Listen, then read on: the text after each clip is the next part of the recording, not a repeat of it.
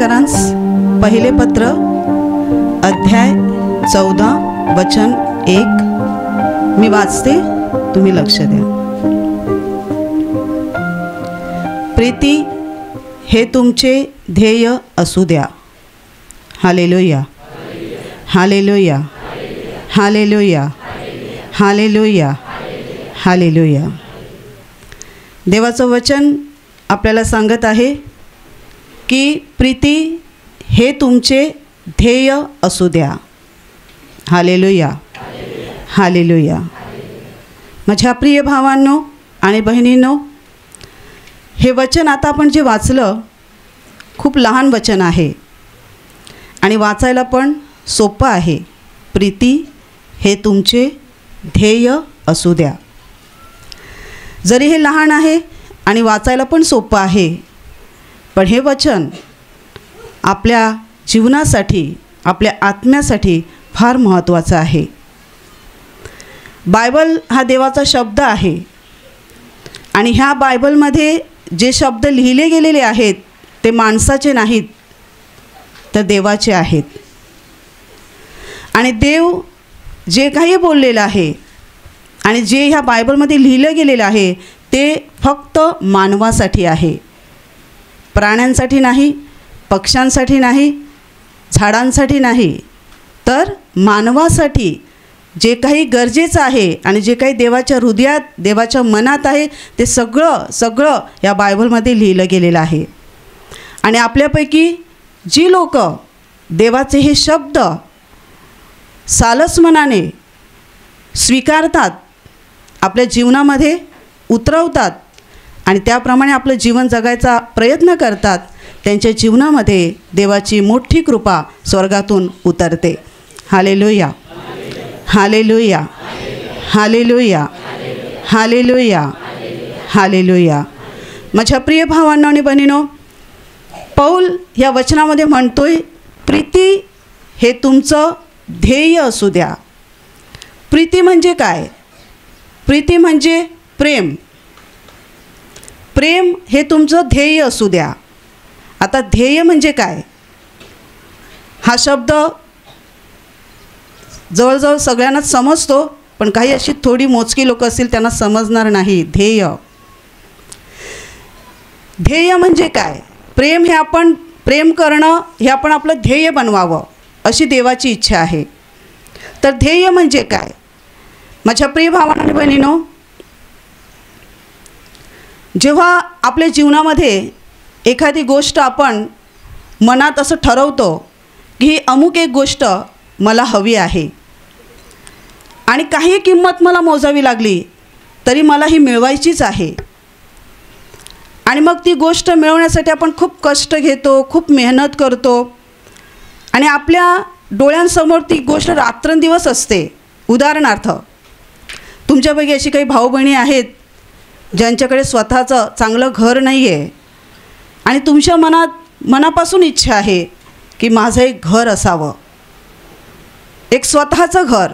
आता तुम्ही कदाचित दुसऱ्यांच्या घरात राहत असाल किंवा भाड्याच्या घरात असाल किंवा जे घर तुमचं स्वतःचं आहे ते मोडकळीला आलं असेल आणि तुमची इच्छा आहे की माझं एक चांगलं टिकाऊ घर असावं ज्यामध्ये मी, माझं कुटुंब, आम्ही तिथे सुखाने राहू. आणि मग ते घर तुमचं बनाव म्हणून तुम्ही पय करून पैसा जोडता.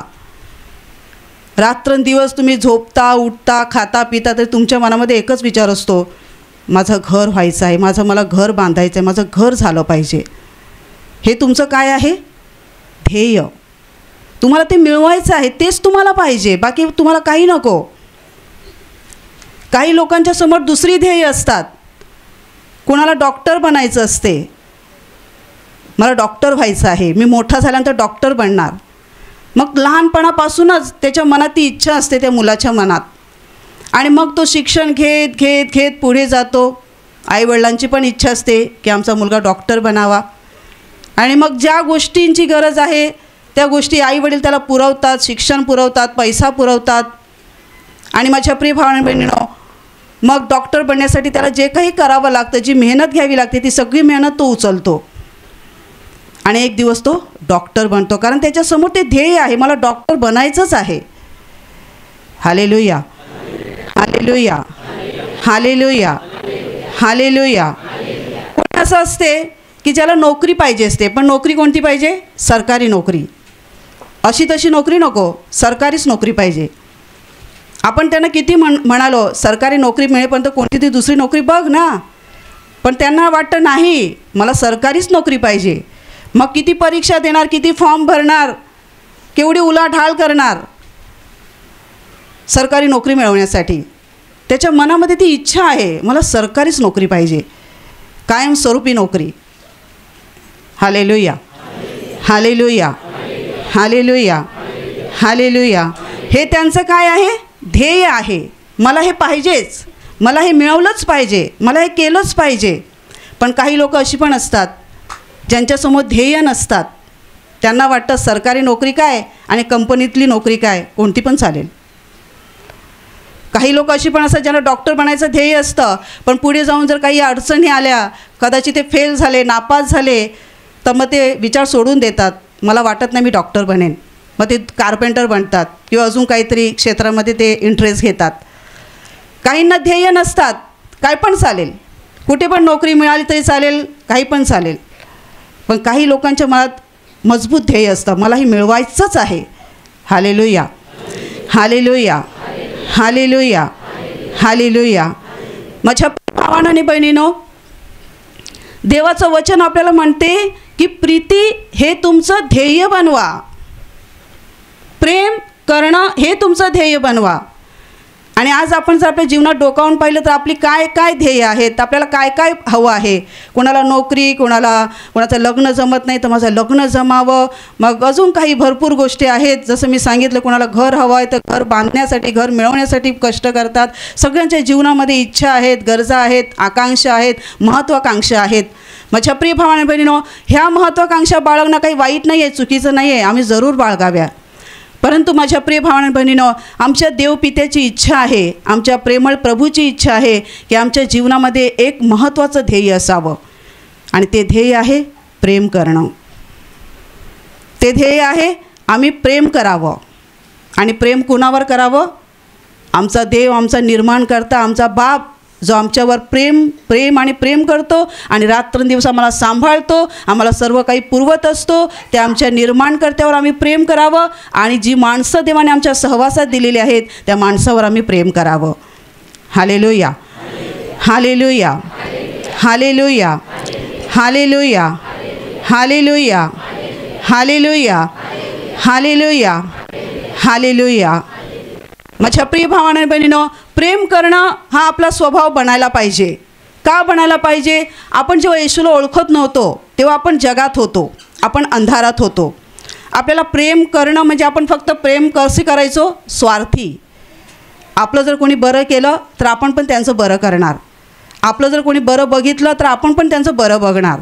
पण आपलं जर कोणी वाईट बघितलं तर आपण पण त्यांचं वाईट बघायचो. बरोबर की नाही?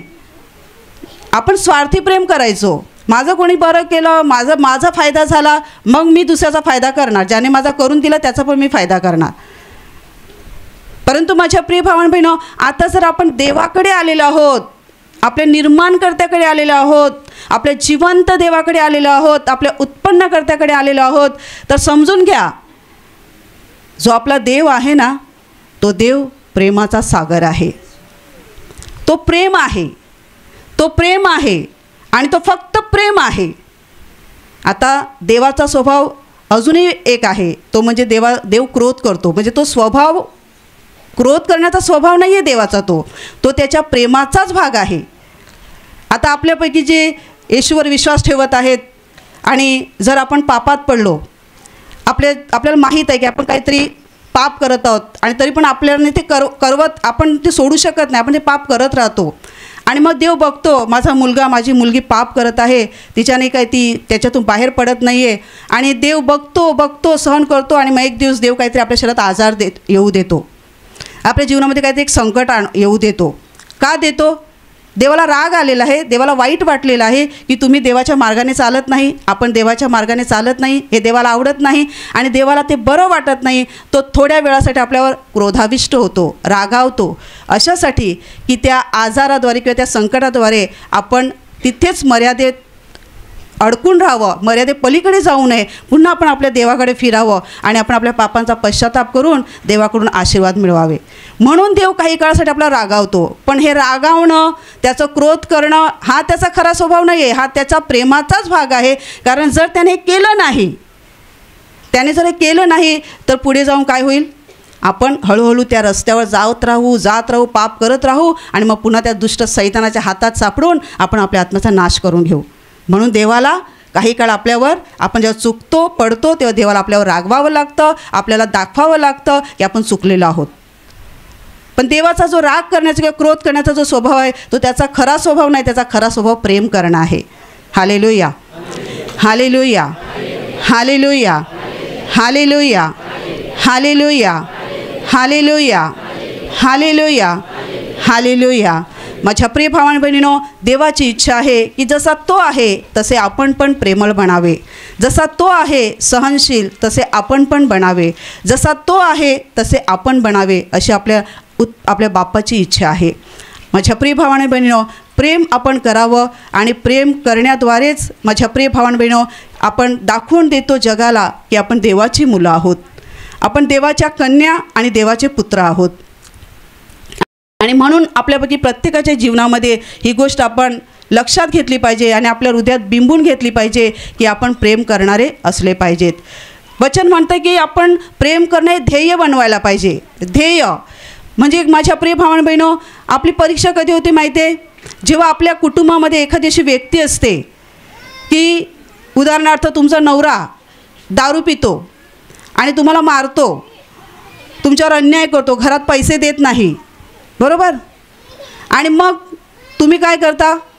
तुम्ही त्याच्यावर चिडचिड करता, रागराग करता, कधीकधी अपशब्द बोलता, कारण तो तुम्हाला मारतो, अपशब्द बोलतो, तुम्हाला सहन होत नाही, तुम्ही त्याच्यावर रागावता, अपशब्द बोलता. माझ्या प्रिय भावाने बहिणीनो, हे तुम्ही करता कारण नवरा असून तो नवऱ्याचं कर्तव्य पार पाडत नाही आणि घरात खर्चाचं बघत नाही, मुलाबाळांना बघत नाही आणि मग तुमच्या हृदयामध्ये तुम्हाला राग येतो, तुमच्या मनात कडवटपणा भरून जातो आणि मग तुम्ही त्या व्यक्तीशी वाईट वागता, नवऱ्याशी वाईट वागता. Hallelujah, hallelujah, hallelujah. पण माझ्या प्रिय भावांनो, तुम्ही असं कसे वागू शकता? आपली माणूस या दृष्टीने आपली थोडीशी मर्यादा आहे की आपण पडतो, आपल्याला सहन होत नाही, ठीक आहे. पण माझ्या प्रिय भावांनो बहिणो, जर आता आपण येशूवर विश्वास ठेवतो आणि जर येशूला ओळखत आहोत तर आपल्या हृदयामध्ये खरं प्रेम असलंच पाहिजे. कारण प्रेम ह्या शब्दाचा अर्थ पण ह्याच पत्रामध्ये दिलेला आहे. प्रेम सहन करते, प्रेम दया करते, प्रेम समजून घेते, प्रेम चिडत नाही, प्रेम अपकार मानत नाही, प्रेम दया करते, प्रेम स्वीकार करते, प्रेम सहन करते, असं बायबलमध्ये वचन आहे, ह्याच पत्रामध्ये लिहिलेलं आहे. माझ्या प्रिय भावांनो बहिणो, जर तुम्ही येशूवर विश्वास ठेवता आणि जर तुमच्या हृदयामध्ये तुम्ही समजून आहात मी देवाची मुलगी आहे, मी देवाचा मुलगा आहे, तर मला प्रेम करणं बंधनकारक आहे. मग जरी माझा नवरा माझ्याशी वाईट वागतोय किंवा माझी मुलं बहकलेली आहेत किंवा माझी बायको चुकीच्या मार्गाला आहे, तरी तुम्ही त्यांच्याशी प्रेमाने वागलं पाहिजे. कारण बायबलमध्ये वचन आहे, वाईटाने जिंकला जाऊ नको तर बऱ्याने वाईटाला जिंक. वाईट करून जिंकू नका, वाईट करून आपल्या हाती काही लागत नाही. पण आपण जर बरं केलं तर बरं करून आपण त्या व्यक्तीला पण जिंकू शकतो आणि त्या व्यक्तीचं आपण तारण साधून आणू शकतो. Hallelujah, hallelujah, hallelujah, hallelujah, hallelujah.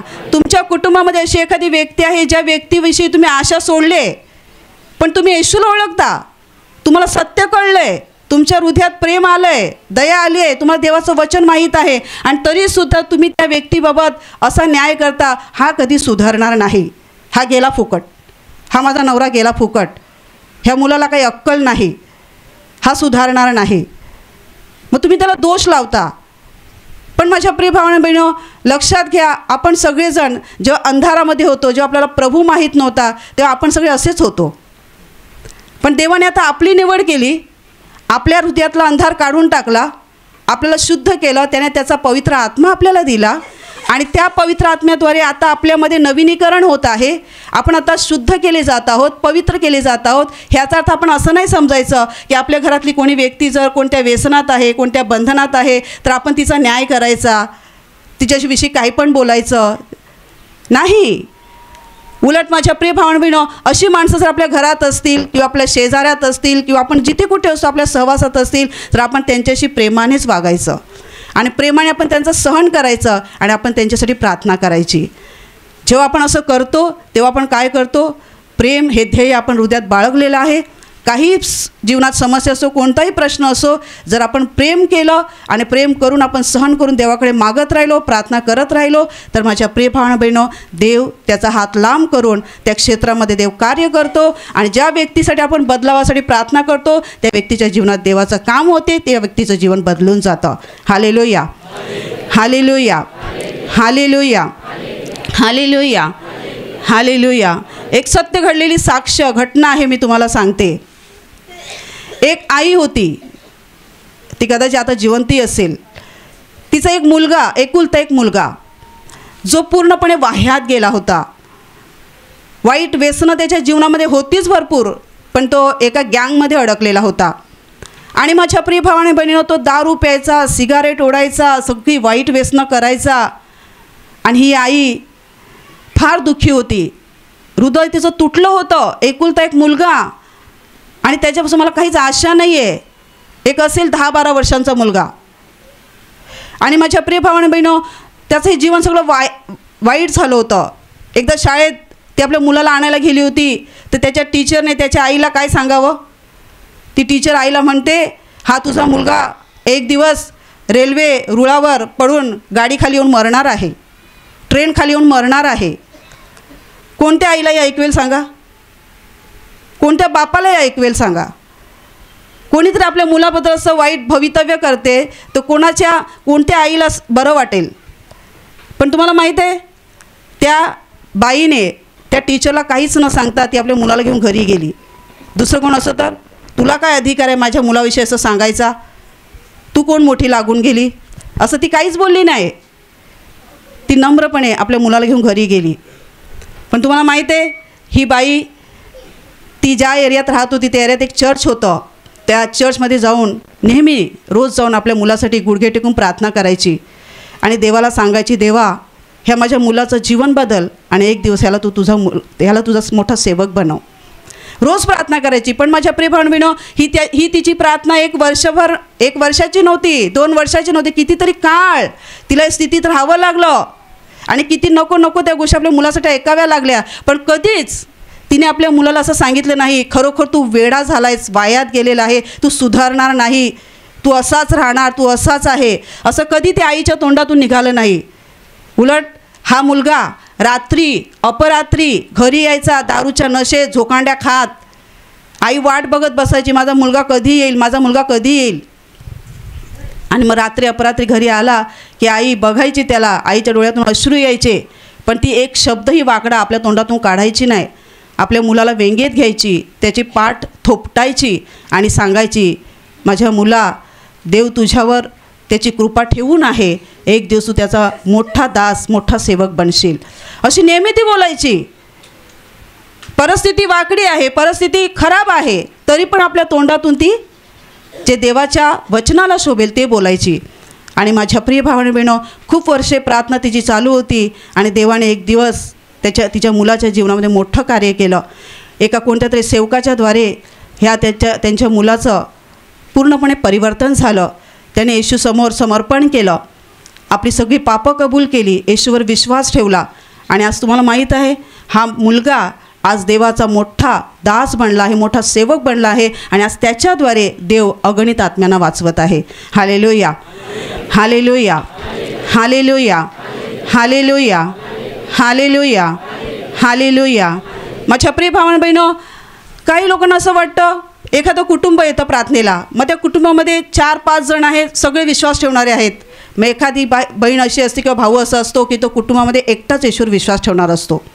मग त्याला काय वाटते माहिती आहे, हे अख्खं कुटुंब येशूवर विश्वास ठेवते म्हणजे केवढे चांगलं कुटुंब आहे, केवढं चांगलं कुटुंब आहे, किती माणसं भाग्यवान आहेत. मी माझ्या घरात एकटाच विश्वास ठेवतो, मी माझ्या घरात एकटीच विश्वास ठेवते, मी कशी लढणार.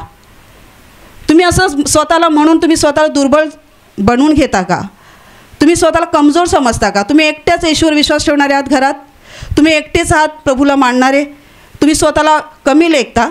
स्वतःला तुम्ही कमजोर समजता? माझ्या प्रिय भावाने बहिणीनो, स्वतःला कमजोर समजू नका. एका कुटुंबामध्ये 5 जण आणि 10 जण विश्वास ठेवणारे असतील तर ते देवाने त्यांच्यावर केलेली कृपा आहे. आणि देवाने जर तुमच्या कुटुंबात तुम्हाला एकटीलाच निवडलेलं आहे, तुम्हाला एकट्यालाच निवडलेलं आहे, तर ही देवाने तुमच्यावर केलेली कृपा आहे. पण माझ्या प्रिय भावाने बहिणीनो, तुम्ही एकटे आहात म्हणून घाबरून जाऊ नका. एकट्याच आहात म्हणून घाबरून जाऊ नका. देवाचं वचन काय म्हणते? जगात जो आहे सैतान, त्याच्यापेक्षा तुम्हाच जो आहे तो मोठा आहे. तुमच्यात जो आहे तो मोठा आहे. आणि आपल्यात कोण आहे? आपल्यात देवाचा आत्मा आहे, पवित्र आत्मा आहे, ज्याने हे विश्व निर्माण केलं, हे जग निर्माण केलं. तो देव आमच्यामध्ये वस्ती करतो. मग आम्ही एकटे कसे असू शकतो? तुमच्या घरातली माणसं विश्वास ठेवत नाही म्हणून तुम्हाला वाटतं मी दुर्बळ आहे. नाही, तुम्ही दुर्बळ नाही आहात, तुम्ही मजबूत आहात येशूमध्ये. वचन असं म्हणतं आम्ही येशू ख्रिस्तामध्ये सगळं काही करायला शक्तिमान आहोत, सशक्त आहोत येशूमध्ये. येशूमध्ये जर तुम्ही आहात तर तुम्ही एकटे नाहीत. येशूमध्ये जर तुम्ही आहात तर तुम्ही अशक्त नाहीत. तुम्ही येशूमध्ये जर आहात तुम्ही कमजोर नाही, अजिबात नाही. तुम्ही मजबूत आहात. तुम्ही देवाच्या आत्म्याने भरलेला आहात. आणि देव स्वर्गातून जेव्हा बघतो तेव्हा तो तुमच्याकडे बघतो, तुमच्याकडे. ह्या जगामध्ये ज्ञानी पंडित लोक आहेत ना, जे जगात लोकांना भुलवतात, लोकांच्या नजरांसमोर स्वतःला पदवीधर समजतात आणि मान सन्मान मिळवून घेतात. देव त्यांच्याकडे नाही बघत. तुमच्या हृदयात देवाचा आत्मा जो आहे ना, आणि जो तुम्ही देवावर विश्वास ठेवता, देवावर प्रेम करता, त्या तुमच्यावर देव स्वर्गातून बघतो. Hallelujah, hallelujah, hallelujah. म्हणून माझ्या प्रिय भावंडांनो, स्वतःला कमजोर समजू नका, एकटं समजू नका. आणि देवाचा आत्मा जर तुमच्यात आहे तर तुम्ही अशक्त नाहीत. तुम्ही देवाचे पुत्र आणि देवाच्या कन्या आहात. आणि देवाची इच्छा, आपल्या पित्याची इच्छा आहे की आपण प्रेम करणारं बनावं. माझ्या प्रिय भावांनो आणि बहिणींनो, लक्षात घ्या, कान देऊ नये का? प्रेम आपलं ध्येय असलंच पाहिजे, प्रेम आपण करणार असलंच पाहिजे. मग प्रेम हे ध्येय जर आपल्याला बनवायचं आहे तर मग कसं? माझ्या प्रिय भावांनो बहिणींनो, तुम्ही घरी असा, तुम्ही घरी गृहिणी असा आणि तुम्ही घराची जबाबदारी पूर्ण करत आहात, तर तुम्ही ही जबाबदारी पूर्ण करताना तुमच्या हृदयात प्रेम असायला पाहिजे, तुमच्या कुटुंबाबद्दल प्रेम असायला पाहिजे. मग कुटुंबातली परिस्थिती काही क्षेत्रामध्ये काहीतरी खराब चाललं असेल तरी पण तुम्ही तुमचे प्रेम तुमच्या हृदयात कायम असलं पाहिजे. तुमच्या कुटुंबासाठी, पतीसाठी, मुलांसाठी, सासू सासऱ्यांसाठी, आईवडिलांसाठी तुमच्या हृदयात खरं प्रेम असायला पाहिजे. त्या प्रेमानेच तुम्ही त्यांना जिंकू शकता. त्या प्रेमानेच तुम्ही त्यांचे आत्मे सर्व काळासाठी वाचवून घेऊ शकता. दुसरं काही माध्यम नाही आहे. येशूने काय केलं? येशूने स्वतःचं बलिदान केलं. का बलिदान केलं? का त्याने आपल्यासाठी रक्त सांडलं? कारण त्याच्या हृदयात आपल्याविषयी प्रेम होतं आणि आहे आणि असणार आहे. तो आपला प्रेमळ प्रभू आहे. त्याने आपल्यावर प्रेम केलं. कारण प्रेम म्हणजे काय? त्याची इच्छा आहे की आपण नष्ट होऊ नये, आपण नाश होऊ नये. म्हणून येशूने आपल्यावरील प्रेमापोटी स्वतःला दिलं. माझ्या प्रिय भावाने बहिणींनो, प्रेम हे ध्येय असलं पाहिजे. तुम्ही कामावर आहात, कंपनीत कामाला जाता की तुम्ही शेतात मजुरी करता, ज्यांच्या कोणाच्या हाताखाली तुम्ही काम करता त्यांच्याविषयी तुम्ही तुमच्या हृदयात प्रेम ठेवा. प्रेमाने वर्तन करा. तुमच्याशी समोरून कोणी अन्याय करू शकतो, तुमचा अपमान करू शकतो. कोणत्याही परिस्थितीला आपल्याला सामोरं जावं लागणार, कोणत्याही परिस्थितीला. पण कोणती परिस्थिती आपल्या जीवनात येऊ, आपल्या हृदयात नेहमी प्रेम असावं. प्रेमाने आपण सहन करावं, स्वीकार करावं, क्षमा करावी आणि सगळ्यांवर प्रेम करावं, जेणेकरून माझ्या प्रिय भावांनो बहिणींनो, त्या समोरच्या लोकांना आपण देवासाठी मिळवू शकतो. आपण जेव्हा प्रेम करत नाही तेव्हा आपल्या हृदयामध्ये राग असतो, भेद असतो, असहनशीलता असते, स्वीकार करण्याची वृत्ती नसते, दया आपल्या ठाई नसते. माझ्या प्रिय भावांनो बहिणींनो, अशी माणसं ही देवाच्या आत्मा त्यांच्यावर नसतो, ते रिकामे असतात. त्यांच्याद्वारे देवाचं काम होत नाही. Hallelujah, hallelujah, hallelujah, hallelujah, hallelujah, hallelujah, hallelujah. प्रेम करणं आपण आपल्याला ध्येय बनवावंच लागेल. कारण माझ्या प्रिय भावांनो बहिणींनो, ह्या जगाची खरी गरज काय आहे? आज ह्या जगामध्ये काय कमी झालं आहे? काय कमी झालं आहे? मोठमोठ्या बिल्डिंग्स उभ्या होत आहेत, मोठमोठ्या योजना आणि प्रकल्प आज सरकारद्वारे जगात, देशात उभे केले जात आहेत. माझ्या प्रिय भावांनो बहिणींनो, जे माणसासाठी, माणसाच्या आत्म्यासाठी गरजेचं आहे ते नाही दिसत, पण जे शरीरासाठी गरजेचं आहे ते आज या जगामध्ये मोठ्या प्रमाणात होत आहे, उभं केलं जात आहे. पण माझ्या प्रिय भावांनो बहिणीनो, त्याद्वारे माणसाच्या आत्म्याचं तारण होणार नाही. माझ्या प्रिय भावांनो बहिणीनो, माणसाच्या आत्म्याचं तारण फक्त येशू ख्रिस्ताद्वारे होणार आहे, येशू ख्रिस्तावर विश्वास ठेवण्याद्वारे होणार आहे. आणि येशू ख्रिस्ताच्या ज्या आज्ञा आहेत, येशू जे आम्हाला करायला सांगतो ते आम्ही जेव्हा करू, त्याप्रमाणे आपण जीवन जगू, त्याप्रमाणे चालू आणि त्याप्रमाणे वागू, तेव्हाच माझ्या प्रिय भावांनो बहिणीनो आपलं तारण होणार आहे आणि आपला प्रवेश स्वर्गाच्या राज्यात होणार आहे. Hallelujah, hallelujah, hallelujah. आज जगामध्ये प्रेम नाही म्हणूनच बलात्कार होत आहेत, एकमेकांना कापलं जातं आहे. जसे बकरे कापावे आणि कोंबड्या कापाव्या तसे आज माणसांना कापलं जातं आहे. ऐकवत नाही अशा भयानक दुर्घटना, भयानक घटना आज या जगामध्ये घडत आहेत, भयानक. एकदा वर्तमानपत्रामध्ये एक घटना छापून आलेली होती, हे मी ब्रदरांच्या प्रवचनातच ऐकलेली आहे. एक मुलगी, हे कुटुंब विश्वासी नव्हतं, एक मुलगी आणि म्हणजे 2 भाऊ बहिणी होते. आणि ही मुलगी जी आहे ती माहिती नाही कॉलेजला जायची की शाळेत जायची, पण ती नेहमी मोबाईल बघायची आणि असे नको ते कपडे घालायची. आणि मग कुठे पण जायची मैत्रिणींबरोबर, कुठे फिरायला वगैरे बाहेर जायचं असलं तर सगळे अंग दाखवणारे, अंग प्रदर्शन करणारे असे कपडे ती घालायची. आणि ते तिच्या भावाला आवडायचं नाही. आणि तो भाऊ तिला नेहमी समजवायचा, बघ तू असे कपडे घालू नकोस, हे बरं नाही, तू चांगले कपडे घाल. पण ही त्याचं ऐकायचं नाही. खूप काळ गेला, ऐकवून झालं, समजावून झालं, पण ती काय ऐकतच नव्हती. आणि एक दिवस त्या तिच्या भावाचा राग वाढला, खूप त्याला राग आला की मी हिला एवढं सांगतो तरी ऐकत नाही, समजत नाही हिला. मग त्याने काय केलं, एक दिवस तिला त्याने एका खोलीमध्ये घेतलं, दरवाजा आतून बंद केला आणि दरवाजा बंद केल्यानंतर त्याच्या हातात त्याने एक मोठी काठी घेतली आणि त्या काठीने तिला झोडायला सुरुवात केली, मारायला सुरुवात केली. आई घरात होती पण कदाचित ती किचनमध्ये होती, स्वयंपाकघरात. तो तिला मारतोय छडीने, ती ओरडते पण तो आवाज खोलीच्या बाहेर जात नव्हता. आणि माझ्या प्रिय भावांनो बहिणीनो, ती रडते, ओरडते, मला वाचवा, पण तिला वाचवायला कोणी आलं नाही. त्याने तिला मारलं, तिच्या डोक्यात पण जोराने मारलं आणि ती तिथेच मृत्युमुखी पडली. आणि नंतर जेव्हा आईला पुढे प्रेरणा झाली, ती आली धावत आणि नंतर बघते तर मुलगी मेलेली आहे. माझ्या प्रिय भावांनो बहिणीनो, आणि जेव्हा त्याचे वडील कुठेतरी कामावर होते कुठेतरी, आणि जेव्हा त्यांना या घटनेविषयी समजलं, त्यांना हार्ट अटॅक येऊन ते तिथेच मरण पावले. जगामध्ये प्रेम नाही आहे. त्या मुलाच्या हृदयात आपल्या बहिणीसाठी जर खरं प्रेम असतं, त्याचा उद्देश चांगला होता, माझ्या बहिणीने असे कपडे घालू नये, चांगला उद्देश होता, पण अशा रीतीने समजावणं हे चांगलं नव्हतं. पण त्याच्यात ते प्रेम नव्हतं, ती सहनशीलता नव्हती, ती दया नव्हती, करुणा नव्हती, म्हणून त्याने आपल्या बहिणीला मारायला सुरुवात केली. माझ्या प्रिय भावांनो बहिणीनो, प्रेम आम्हाला सहन करायला लावते, प्रेम आम्हाला सहन करायला लावते, आम्हाला दुसऱ्यांचा स्वीकार करायला लावते, दुसऱ्यावर दया आणि ममता करायला लावते. आणि जेव्हा आम्ही असं करतो तेव्हाच माझ्या प्रिय भावांनो बहिणीनो आमच्या देवाला स्वर्गात आनंद होतो.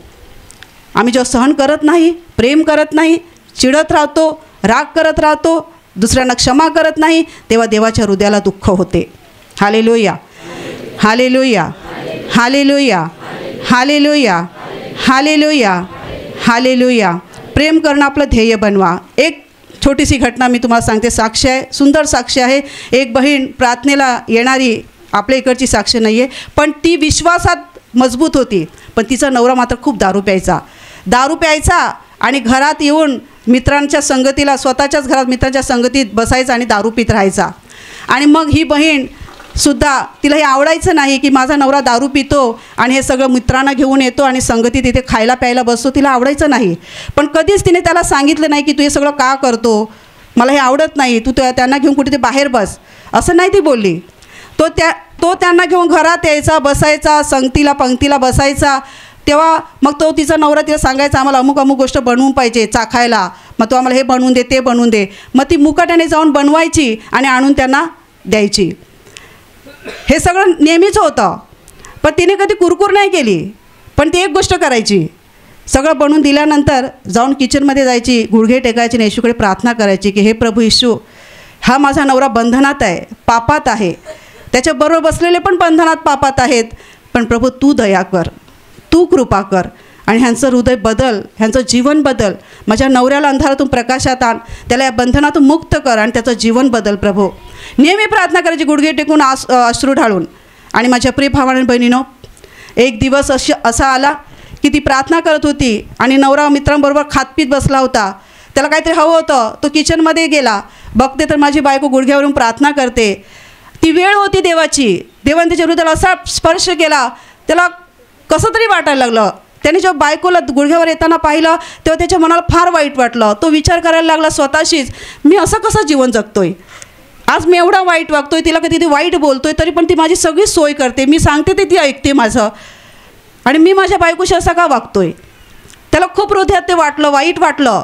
आणि त्या दिवसापासून त्याने ठरवलं, मी हे करतोय ते बरोबर नाही आहे, मी हे सगळं सोडून देणार आणि हे सगळं दारू पिणं, ही सगळी संगत मी सोडून देणार. आणि त्या दिवसापासून त्या माणसाने ते सगळं करणं सोडून दिलं, पिणं सोडून दिलं आणि त्याचं जीवन पूर्णपणे बदललं. Hallelujah, hallelujah, hallelujah, hallelujah, hallelujah. माझ्या प्रिय भावाने बहिणीनो, आमच्या जीवनात अशी काही माणसं असतात ते आम्ही घरात असताना आमच्याबरोबरची माणसं असू शकतात किंवा आम्ही कुठे काम करतो तिकडचे असू शकतात, आमचा सेठ, आमचा मालक, कुणीही असतील. माझ्या प्रिय भावाने बहिणो, आम्हाला सर्वांशी प्रेमाने वागून प्रेमाने त्यांना मिळवून घेता आलं पाहिजे. आणि त्यासाठी देवाने आपल्या प्रत्येकावर कृपा करावी, कारण हीच खरी जगाची गरज आहे. आपल्या प्रत्येकाच्या हृदयात प्रेम आलंच पाहिजे. प्रेम आपण ते रुजवून घेतलं पाहिजे आणि प्रेम आपल्या जीवनात वाढत गेलं पाहिजे. त्यासाठी आपल्या जीवनात अनेक प्रसंग येतात, तेव्हा त्यावेळेला आपण देवाची मदत मागून पवित्र आत्म्याचं सहाय्य घेऊन आपण, माझ्या प्रिय भावनेनं, प्रेम ह्या देवाच्या बंधनात आपण वाढत गेलं पाहिजे, वाढत गेलं पाहिजे. जर आपण असं करू तर माझ्या प्रिय भावांनो आणि बहिणीनो, येणाऱ्या भयानक आणि वाईट जगामध्ये, जेव्हा भरपूर अनिती वाढणार आहे, भरपूर वाईट वाढणार आहे जगामध्ये, येशू म्हणाला अनिती वाढल्यामुळे पुष्कळांचं प्रेम थंड होणार आहे. अनिती म्हणजे काय? तुमचा नवरा दारू पितो, तुम्हाला मारतो, तुम्ही त्याच्यावर प्रेम नाही करणार. तुमचा मुलगा ऐकत नाही, वाईट मार्गाला गेलाय, तुम्ही त्याच्यावर प्रेम नाही करणार. तो अनितीने वागतो, मग तुम्ही कसं प्रेम करणार? येशू म्हणतो अनिती वाढल्यामुळे प्रेम थंड होणार. पण येशूची इच्छा आहे आपलं प्रेम थंड होऊ नये, तर आपण प्रेम करावं. जरी आपल्यासमोर अनितीने चालणारी माणसं आहेत, अनितीने वागणारी माणसं आहेत, तरी आपण देवाकडे शक्ती मागावी, कृपा मागावी आणि त्याच्या प्रेमाने आपण भरून जावं आणि प्रेमाने आपण दुसऱ्यांना मिळवण्याचा प्रयत्न करावा. हे करण्यासाठी देव आपल्याला ताकद देणार, त्याच्या पवित्र आत्म्याद्वारे आपल्याला कृपा देणार. हे आपण जर करत राहिलो माझ्या प्रिय भावना बहिणो, तर खऱ्या रीतीने आपण देवाची मुलं आणि पुत्र आणि कन्या बनणार आहोत. Hallelujah, hallelujah, hallelujah, hallelujah, hallelujah. इस माँ का नाम फौजाबाई है. गए 1 से 1.5 महीना उनके कमर में दर्द, पेट में दर्द, पूरा बदन भारी लगता था, सर भारी लगता था और इसके लिए उन्होंने निवासी शिविर में भाग लिया. आज सुबह भी उनके सर में बहुत भारी दर्द हो रहा था और बदन भारी लग रहा था, लेकिन जो पवित्र आत्मा की प्रार्थना हो गई उसमें प्रभु की कृपा उनके ऊपर हो गई. वो बता रही उसी समय से उनका बदन हल्का हो गया है, सर का भारीपना निकल गया है, अब इसके शरीर में कोई दर्द महसूस नहीं होता. इसलिए आप लोग तालियां बजाकर प्रभु येशू को धन्यवाद दीजिए. आई, मला सांगा, तुम्हाला जास्त त्रास व्हायचा? लय त्रास होतं, बसावं वाटत नव्हतं खाली, का असं खाली बसायचं होत नव्हतं, खुर्चीवरच बसायचे. काय काय दुखायचं? कुठे कुठे दुखायचं? पोट दुखायचं, कंबर दुखायची, डोकं, ताप पण भरला होता सकाळी जरा. पण ती सगळ्याच्या प्रार्थनेने, पवित्र आत्म्याची प्रार्थना झाली, पवित्र आत्म्याची प्रार्थना झाली ना, तेव्हापासून माझं सगळं दुखायचं, कंबर बी, पोट बी आणि डोकं बी, ताप बी गेला.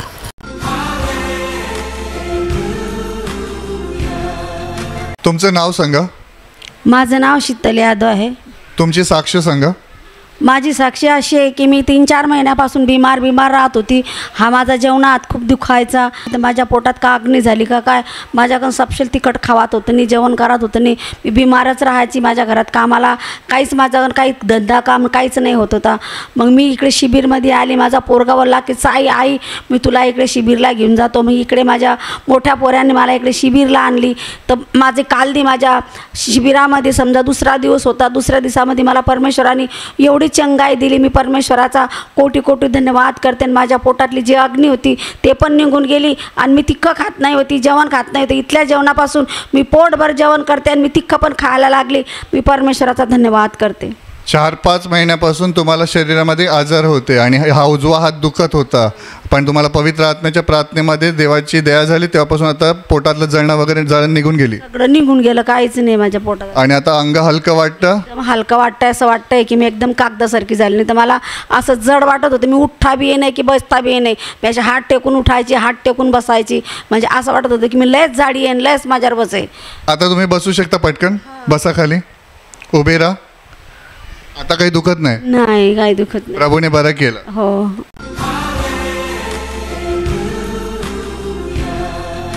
तुम्ही सांगताय 2 महिन्यापासून गाठ तुमच्या कमरेवर होती. हा, केवढी होती? एवढी मोठी अशी होती. मग त्या गाठीमुळे तुम्हाला काय त्रास व्हायचे? असं म्हणजे पाय पूर्ण पकडायचा माझा. देवाकर माझा विश्वास आहे ना, मी विश्वासाने मी देवाकरचं तेल लावत राहिलो आणि प्रार्थना तेव्हा नेहमी गाठ हात ठेवून प्रार्थना, वचनं बोलायचो, प्रार्थना करायचो. आणि आता मग आलो सकाळी बघते पूर्ण असं हे करून, तर आता नाही आहे, ती गाठ गेली. गाठ पूर्ण गेली.